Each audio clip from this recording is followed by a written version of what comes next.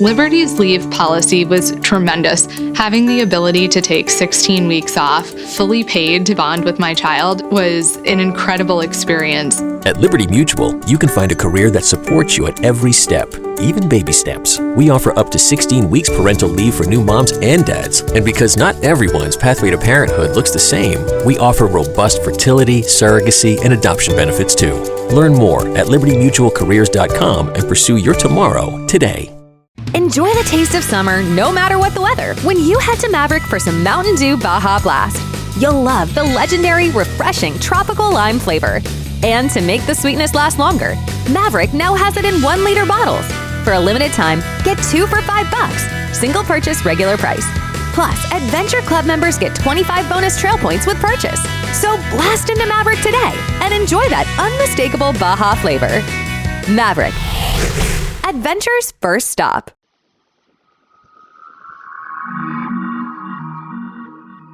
I'm Laurah Norton, and this is One Strange Thing, the show where we search the nation's news archives for stories that can't quite be explained.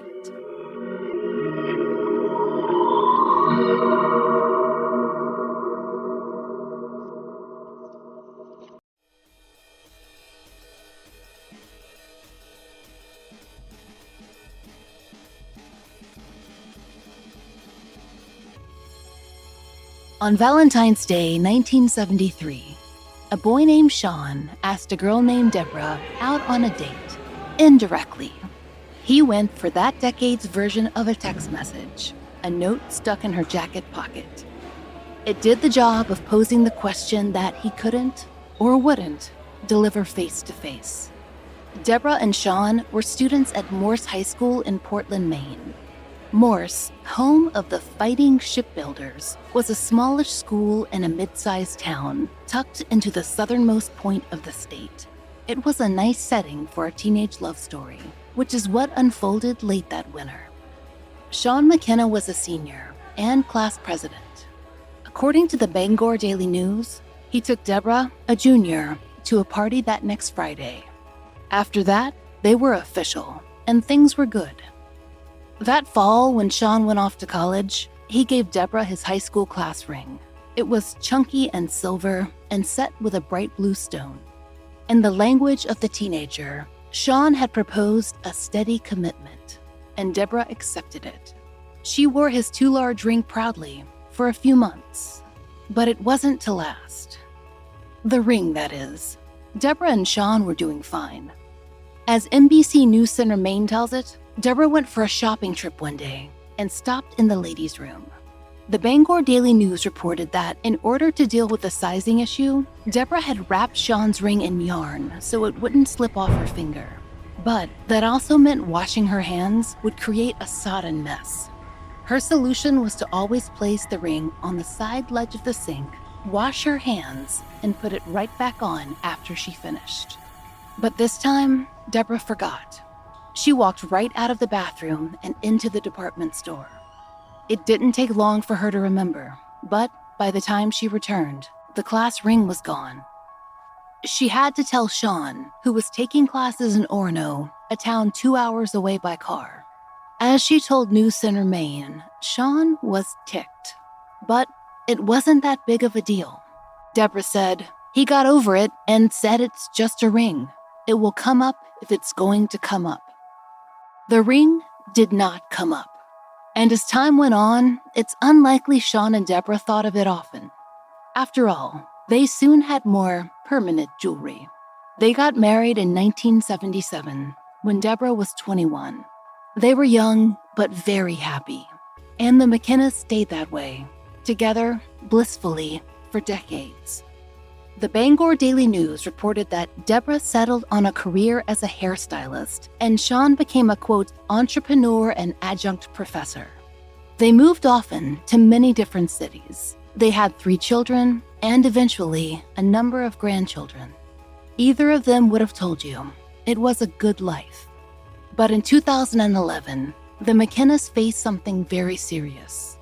According to the local Fox affiliate, Shawn was diagnosed with esophageal cancer. After a 6-year battle, he passed away in 2017. It was the same year as their 40th wedding anniversary.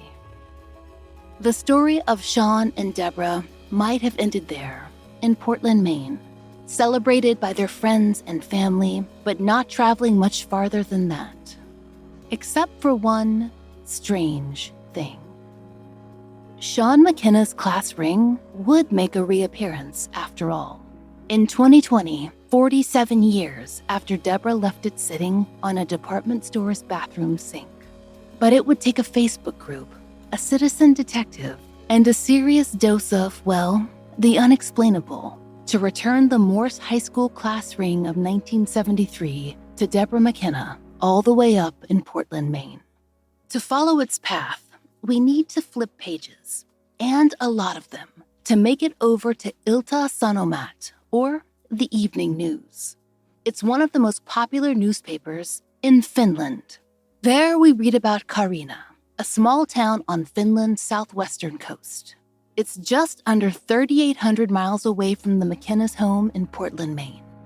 The Ilta-Sanomat tells us about a man living in Kaarina, a sheet metal worker, around 40 years old, named Marko Sarnin. On a Sunday afternoon in January of 2020, Marko went out to a local forest to indulge in his favorite hobby, a long walk with his trusty metal detector. Marko wasn't looking for anything particular. Based on the Ilta-Sanomat's reporting, it was more of a meander than a mission. But with work and a young family, he didn't often get to indulge in what he called his metal exploration. So this trip into what's described in the Ilta-Sanomat as a berry forest and in the American press as a park was relatively rare. Marko told reporters that he was used to finding junk, old cans, bottle caps, and so on, nothing to write home about. That day, he was just happy to be outside, scanning the forest floor. In the early afternoon, an unusual blip appeared on his scanner. It seemed there was something, what, he couldn't tell, deep beneath the dirt. It wasn't big, but the signal was clear, and Marko decided to investigate. As he told it to local reporters, he dug with several different tools, careful not to damage whatever it was that he might find. He shoveled away nearly 8 inches of dirt in all until he came upon the object. According to CNN, Marko at first thought that he'd found a child's prize, the kind of thing that one might find in a gumball machine. But this was no cheap trinket. There in the forest, in a town on the southwestern coast of Finland, was Shawn McKenna's class ring. This episode is brought to you by Progressive Insurance. Whether you love true crime or comedy, celebrity interviews or news, you call the shots on what's in your podcast queue. And guess what? Now you can call them on your auto insurance too with the Name Your Price tool from Progressive. It works just the way it sounds. You tell Progressive how much you want to pay for car insurance, and they'll show you coverage options that fit your budget. Get your quote today at Progressive.com to join the over 28 million drivers who trust Progressive. Progressive Casualty Insurance Company and Affiliates. Price and coverage match limited by state law. When you're in winter's favorite town, the snow-covered mountains surround you. A historic Main Street charms you. And every day brings a new adventure. Welcome to Park City, Utah. Naturally, winter's favorite town. Join the experience at visitparkcity.com. Marko was fascinated with this find. Even with the dirt, it was clear he had a special sort of ring on his hands, but it took some time to work out the lettering engraved in the silver. He eventually made out the year, 1973, and the initials SM and the words Morse High School. On one side was an engraved boat, a symbol for the school mascot, the shipbuilders. Of course, none of it meant a thing to Marko, a man thousands of miles from Maine, who hadn't even been born when the blue stone had been chosen or the initials etched. But there was an odd coincidence. Per the Bangor Daily News, Marko was himself a shipbuilder. He did metalwork on plenty of crafts along the coast. Who knows what Marco thought about that coincidence? But it's clear his interest was piqued. So, Marco carefully carried the ring home, and like any citizen investigator worth his salt, he sat down and began to Google. Morse High School was perhaps the easiest piece of the puzzle. He was able to find the school itself in Portland, Maine, easily enough. But what about the initials SM? Whether Marco knew about the popularity of alumni groups on Facebook, or if he landed there through a search, we don't know. But he eventually found a group for Morse High School, class of 1973. He was able to join the group, and on January 12, 2020, he posted a picture. The text read, "Hello from Finland. I was metal detecting in deep forest and found this high school ring. Is this your class ring?" The first commenter put it succinctly, "Small world." Another pointed out that if it was a woman's ring, she would have very large hands. Another mentioned that girls used to wear class rings on necklaces, their boyfriend's rings, that is. And group administrator Kathleen Nadia chimed in. Quite a story here. According to the NBC News Center, Marco messaged Kathleen soon after. Luckily, Kathleen turned out to be one of the few Facebook users who actually checks her other messages folder. So, she saw Marco's note, hit reply, and the game was afoot. She was more than willing to help Marco find the ring's owner. And it didn't take her long. CNN reported that Kathleen could think of only 2 people in her class of 200 who'd had those initials. One was a woman whom the ring would never have fit. The other was Shawn McKenna, the former class president. He was the obvious choice. But how exactly had his ring ended up in Finland?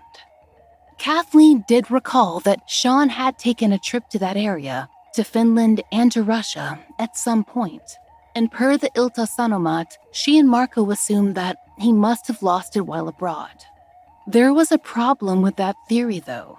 Once Kathleen and Marco connected with Debra McKenna, they learned that she'd lost the ring in that Portland bathroom 20 years before Shawn had ever taken the trip.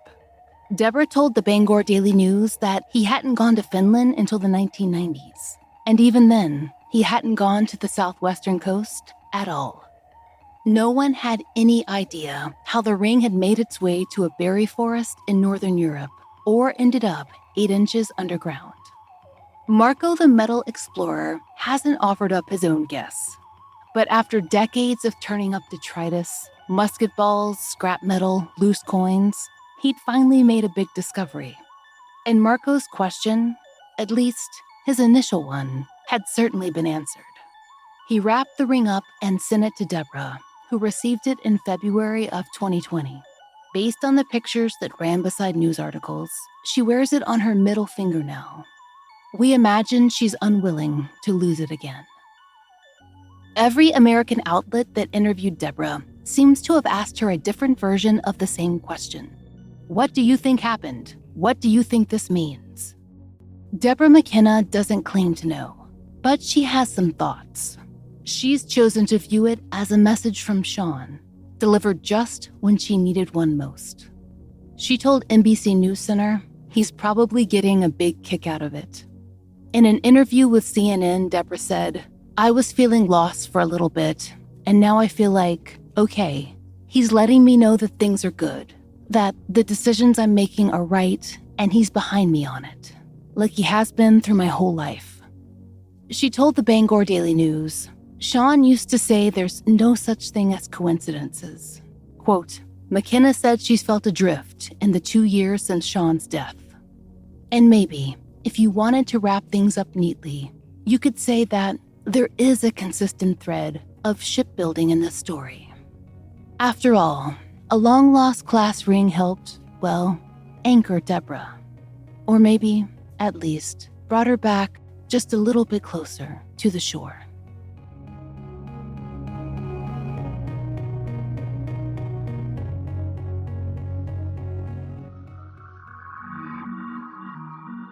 We hope you'll join us next time for another real-life story from the fine print of America's local papers. From the lives of regular people, just like you and me, except for one strange thing. Oh, and strangers. One Strange Thing is an entirely independent production. To support the show and to hear more of the entirely true and enticingly peculiar, join us over on Patreon. There, you'll get ad-free releases of our regular episodes, full-length bonus episodes, and plenty of other fun content, all for $5 a month. We hope you'll check it out.